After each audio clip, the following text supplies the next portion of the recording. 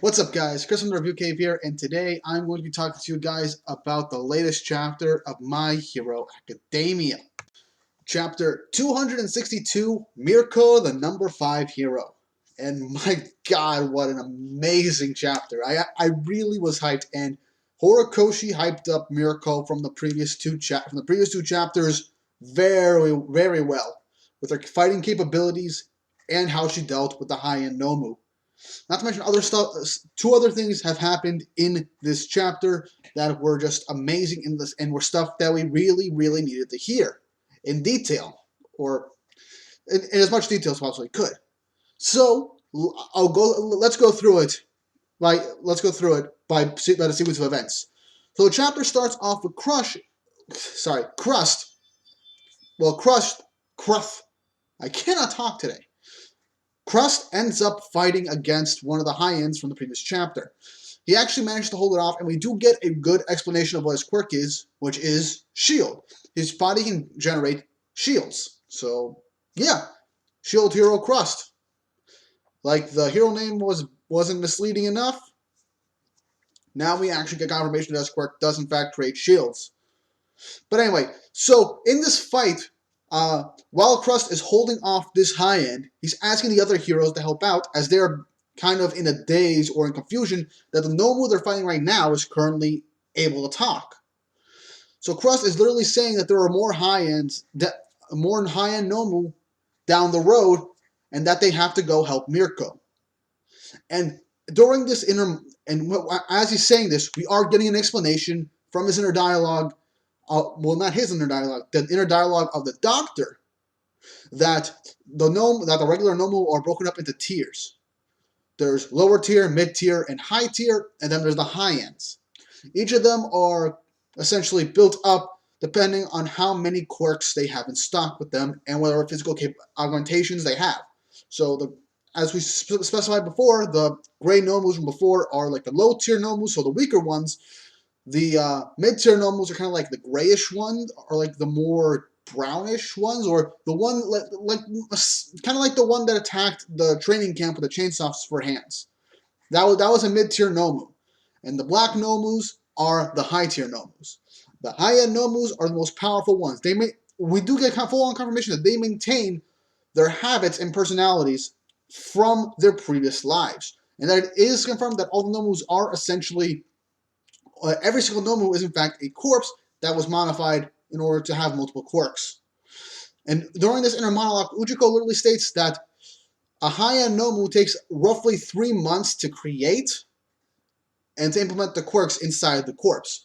With All for One gone, it takes even longer, and it's even more time-consuming in order to create them. And this also goes into the fact that Ujiko upright admits that at this point, with Johnny gone, and Mocha gone, without the double and warping quirks, Ujiko is stuck there with Shigaraki, which somewhat confirms that this is the real Ujiko and the real Shigaraki. And this is all in the start of the chapter. We get the whole details of the Nomu and Crust finding the first high-end Nomu, with Ujiko confirming that they're pretty much stuck there and they can't flee. And in this, we get to see how far along Shigaraki is. At the start of the panel, we see Shigaraki at 70% completion of his surgery, of his treatment. And then once we cut back to Mirko, Shigaraki just reaches 71%. And that's it. Which means we could end up seeing Shigaraki awaken prematurely if Ujiko has no other choice.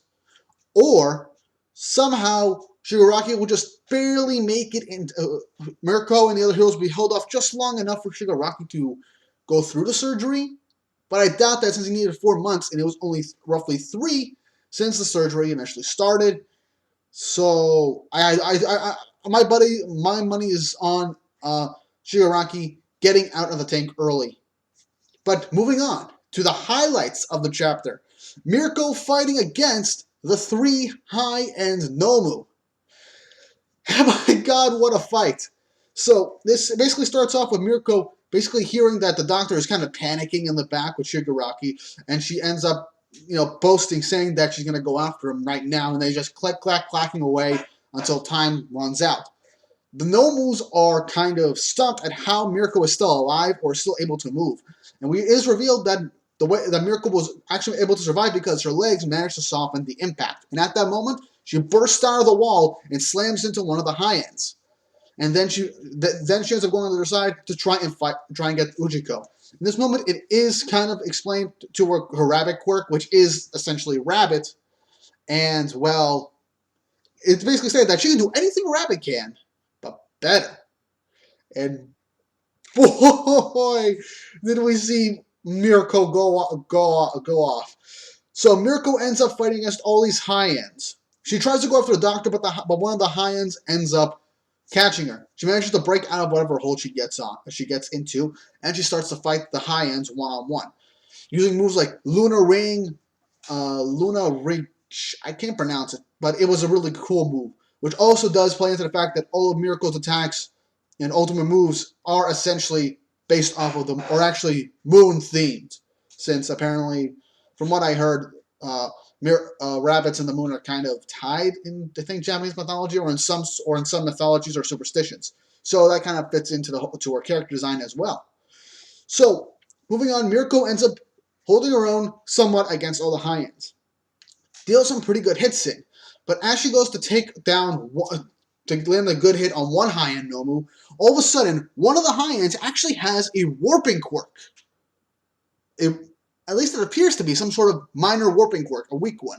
And it warps away Mirko's left arm. Essentially, everything up to the elbow gets taken away, it gets ripped off. She loses an arm in this fight, and she manages to slam down onto one of the Nomus, grabs it by the neck, and essentially she says that long-range fighters tend not to have such good close-range skills. Up at that point, that Nomu actually tries to laser her in the face. But Mirko manages to slam its head, to turn around, to basically jump around, grab its neck again.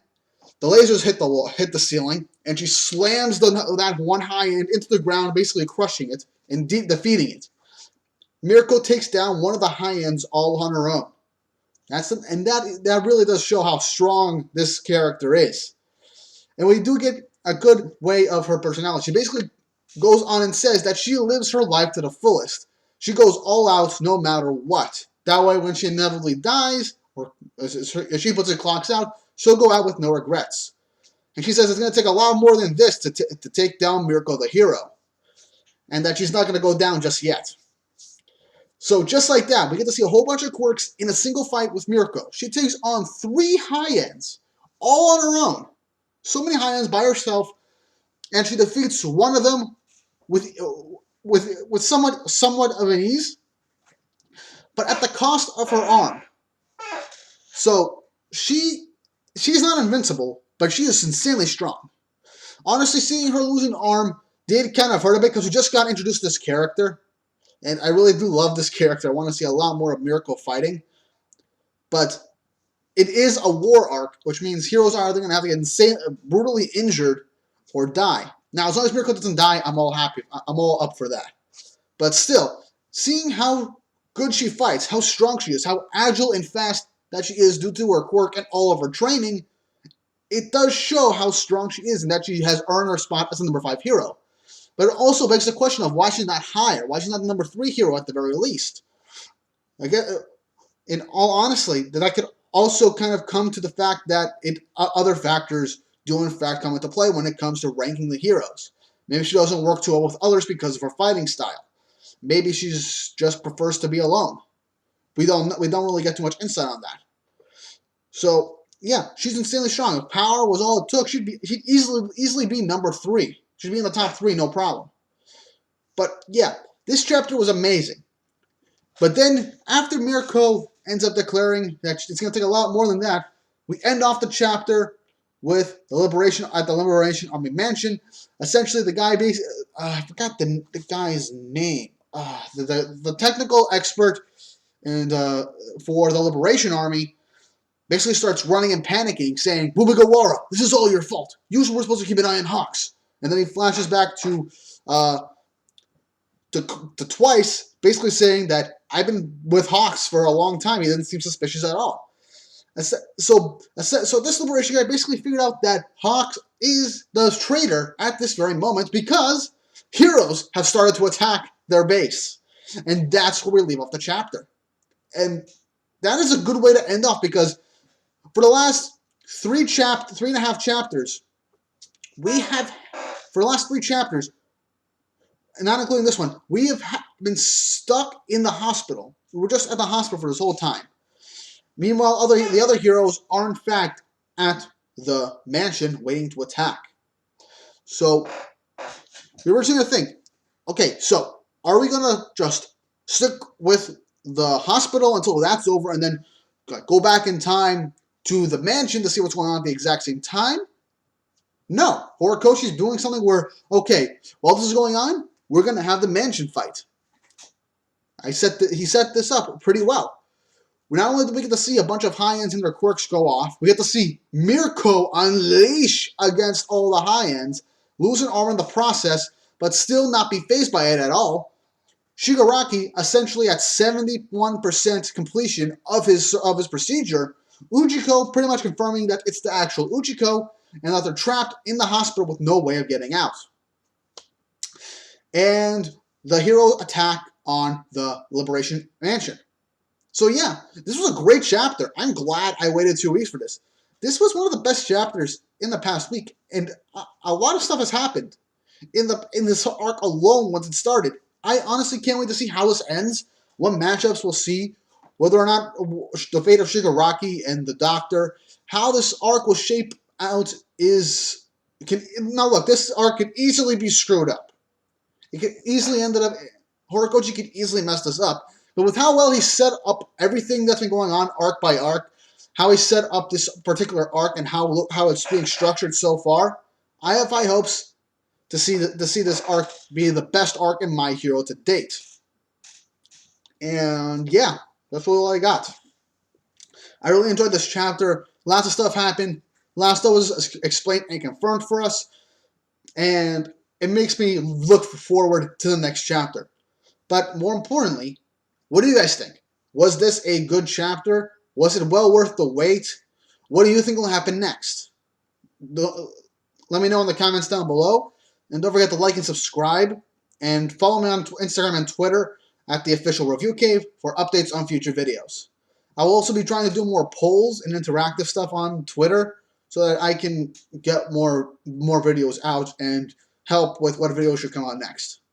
So, with that all said, see you guys next time.